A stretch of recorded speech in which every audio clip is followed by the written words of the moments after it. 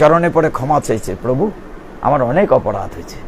ব্রহ্মার কাছে প্রথম ক্ষমা চেয়েছে, বলছেন আমি তো তোমাকে বলি নাই, অপরাধ করেছো গুরুর চরণে, গুরু মার চরণে, তুমি সেখানে ক্ষমা চাও।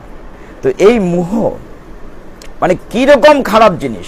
আপনি মোহগ্রস্ত হলে আপনি দেখেন মোহর জন্য একটা ছোট যন্ত্র আছে, তার নাম মোবাইল।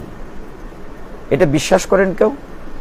মোবাইলের জন্য একটা মোহর জন্য একটা মোবাইলই যথেষ্ট। আপনি কোনো না কোনো ভাবে ফেসবুকে যদি ঢুকে যান, আপনি আধা ঘন্টা, 1 ঘন্টা, 1.5 ঘন্টা কখন চলে যাবে আপনি টেরই পাবেন না, টেরই পাবেন না। মানে অসম্ভব রকম মোহ। এটা ছোট বাক্স, আমি সবসময় বলি, আর একটা বড় বাক্স আছে, মোহর বাক্স, ওই যে আমার সামনে। এই 2টা বাক্সের সময় খায়। মাঝে মধ্যে বলি না মজা করে, তবু আজকে আরেকবার বলি, এই যে বৃদ্ধা মাতা যারা বয়স্ক যারা আছেন, আপনাদের জন্য না, যারা বয়স্ক আছেন তাদের সময় দিন ছিল 40 ঘন্টায়, আর আপনাদের দিন হচ্ছে 24 ঘন্টায়। 2 রকম ছিল ঠাকুর দিন, না 1 রকমই ছিল?